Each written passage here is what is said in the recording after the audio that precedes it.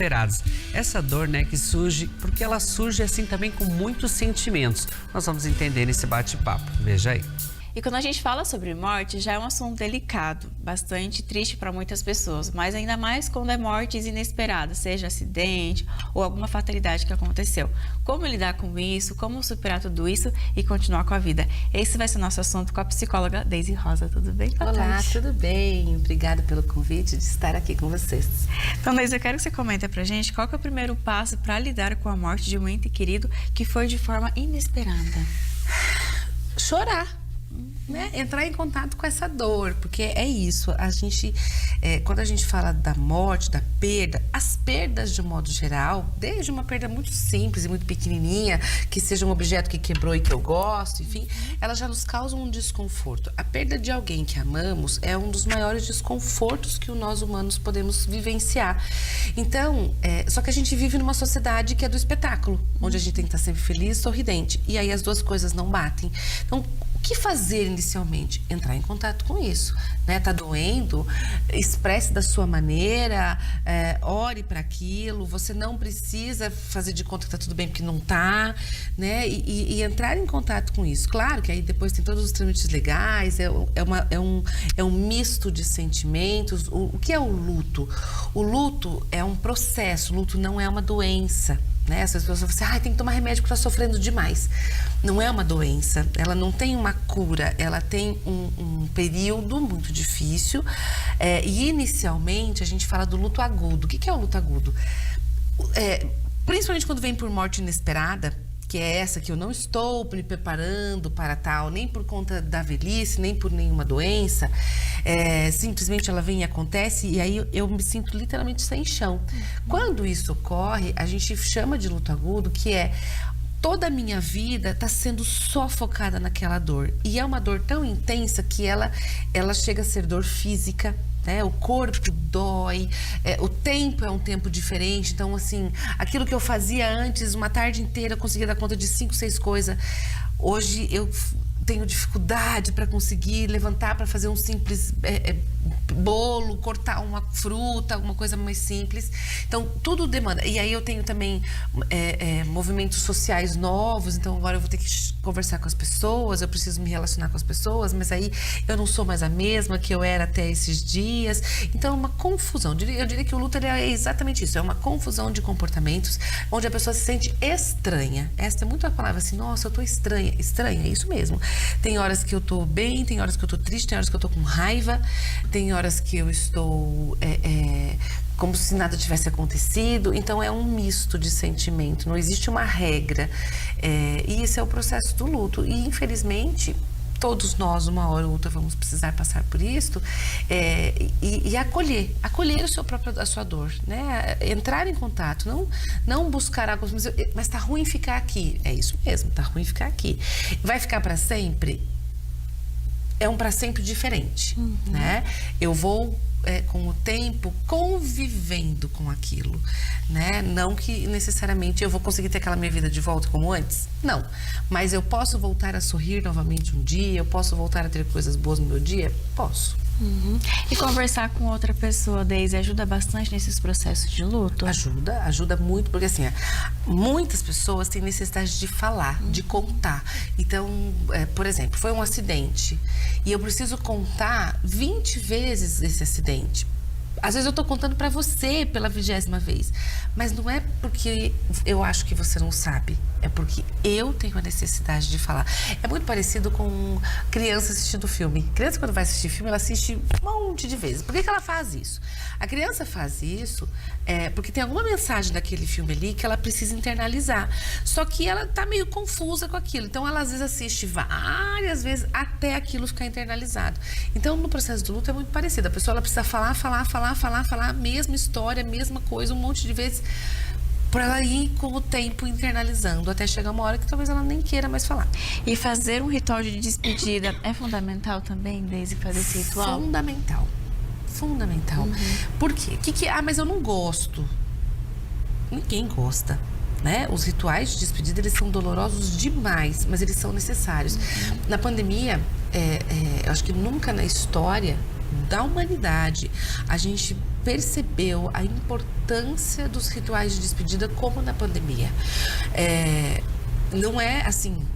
Até hoje eu recebo com muita frequência com as pessoas que falam assim, eu não consigo sair disso porque eu não enterrei o meu avô, eu não enterrei a minha mãe, eu não tive, eu enterrei, né? Mas eu não tive esse ritual de despedida. E aí parece que isso não aconteceu. Ainda mais que era lacrado, toda essa coisa que a gente não pôde ter contato. Então, a gente pode até criar outros tipos de rituais, que não necessariamente é a mesma coisa que com o corpo presente, mas que às vezes ajudam esse processo. Então, o ritual, que é isso, eu vou entrar em contato com a dor, eu vou fazer essa despedida. Então, a questão do velório, do jazigo, do enterro, enfim, são situações importantes? São dolorosas? São. Mas ela faz o entendimento do meu corpo, sim, morreu. Sim, morreu. E agora eu tenho uma nova condição de vida. E mesmo eu não aceitando, não querendo, enfim, eu vou precisar olhar para ela. Quando as pessoas falam assim, eu não consigo aceitar a morte. Tá tudo bem, ninguém consegue aceitar a morte. E a gente não sei nem se tem que aceitar a morte. A gente é da vida, a gente quer olhar para a vida. Sim. O que a gente precisa é compreender, assim, a gente consegue com o tempo, e aí cada um tem o seu tempo, aprender a conviver com esta nova condição de vida sem aquela pessoa. Então, antes eu era casada, hoje eu sou viúva. Antes eu era, sei lá, eu tinha os meus pais, hoje eu sou órfã. Então, a gente tem uma nova condição. Por isso que é uma ausência tão presente, e é presente no meu dia a dia. Uhum. Você comentou, a gente estava falando da questão dos velórios, enfim, do enterro. Mas depois que passa esse processo, esse período bem doloroso, chegando em casa, com o passar dos dias, que a pessoa sente aquele negócio, às vezes sente, eu queria ter falado aquilo para tal pessoa, eu não falei. Por que eu não dei um abraço? Por que eu não falei que eu te amo? Por que eu não fazia um carinho? O que a pessoa pode fazer para lidar com tudo isso depois? Eu devia ter feito. Faça. Como? Né? A pessoa não está mais aqui. Você pode pegar uma foto, coloca aqui, vou me conectar com essa pessoa que não está mais aqui, mas eu vou falar. Não é a mesma coisa, mas é alguma coisa. Sim. Sabe? E é isso que a gente tem que pegar. Então, eu devia ter feito. Então, escreva, né? Escreva, põe para fora, faça aquilo que você achou que devia ter feito, né? Ressignifique isso, crie uma nova maneira de tentar se conectar com isso, que aí é por você, para você continuar bem. Né? Mais até do que aquele que não está mais. Mas é essa conexão que eu preciso de alguma forma ter com essa pessoa para que, nossa, eu preciso que ela me perdoe. Então, deixa eu tentar aqui me redimir com essa pessoa, mesmo que ela não esteja aqui. É um exercício que ajuda muitas pessoas, né? Mesmo não sendo muito fácil. E a gente pode comentar também, às vezes, frequentar os locais que foi com essa pessoa. De, por exemplo, assim, fui num passeio. Nossa, lembrar daquela convivência, daquele dia gostoso, daquele momento juntos ali. Pode ser bacana também para essa pessoa. Para algumas pessoas, sim. Algumas pessoas até querem. Eu quero ir naquele lugar, imaginar você sentada aqui, nananã. Eu quero estar... Para algumas pessoas, eu não consigo nem passar na frente. Então, depende. Tem que fazer sentido. Fez sentido para você...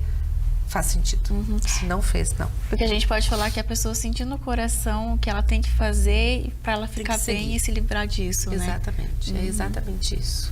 E eu quero que você fale também para as pessoas procurarem ajuda, desde que é fundamental, porque às vezes está tão, digamos, difícil, triste. Às vezes as pessoas começam, em muitos casos a gente vê, né? A pessoa enterrou alguém, um ente querido, começou com ansiedade, começou com depressão, com síndrome do pânico, e fica nesse negócio, não vai buscar ajuda para quebrar esse preconceito. Não estou conseguindo lidar com esse processo dessa perda, e buscar ajuda. Sim, a ajuda é fundamental. E às vezes eu não preciso nem de um processo, às vezes sim, tá? Mas às vezes eu não preciso nem de um processo longo terapêutico, às vezes eu preciso de uma orientação, né? Eu trabalho muito com esse processo de orientação ao luto. O que é orientação ao luto? Olha, você não está doente, você está se sentindo estranho por alterações de comportamento, isto é natural, isto não é natural, vai por aqui, faz aqui, e aí a própria pessoa vai tentando dar conta desse processo. Até porque nenhum profissional no mundo vai arrancar aquela dor. A gente vai ajudar a aprender a conviver com aquela dor. Né? Às vezes é muito comum as pessoas falarem assim, foi até no psicólogo, não resolveu, ela continua chorando. O luto é o preço do amor. E o que quer dizer isso? Quanto mais eu amei aquela pessoa e amo ainda, mais vai doer dentro de mim. Então isso significa que não vai ter remédio no mundo nenhum que vai arrancar isso daqui. E tá tudo bem, é isso mesmo. Eu vou, com o tempo, aprendendo a conviver com isso. É como se assim, eu vou colocando aquela dor numa caixinha e aí eu vou integrando outras situações na minha vida, outras relações, outros amores, até porque a gente tem muitos amores, né? E a vida tá aí, se tem vida tem jeito, então eu vou amar as outras pessoas também, que é importante. E amar outras pessoas não significa em momento algum deixar de amar aquela, né? Mas é o conseguir seguir em frente e continuar. É para isso que serve a ajuda do profissional. Isso que você comentou é importante pra gente falar também, que vai ter dias vai ser mais fáceis, como a gente falou, que vai ser mais tranquilo. Tem dias que vai ser cansativo, que não vai ter vontade de levantar, vontade de trabalhar, vontade de fazer nada, mas que tá tudo bem sentir isso, né? Tá tudo bem, não tá tudo bem. Com certeza. Deise, obrigada novamente por essas dicas. Eu que agradeço, e sempre que possível, quem quiser também, existe todo um material. Eu tenho um Instagram específico só sobre luto e mortes e perdas, enfim, se chama ausências.presentes.luto, né? Que as pessoas podem estar entrando em contato também, um canal no YouTube, enfim. Que acho que são meios aí pra gente poder trazer um pouquinho mais de acolhimento para um momento tão difícil da vida.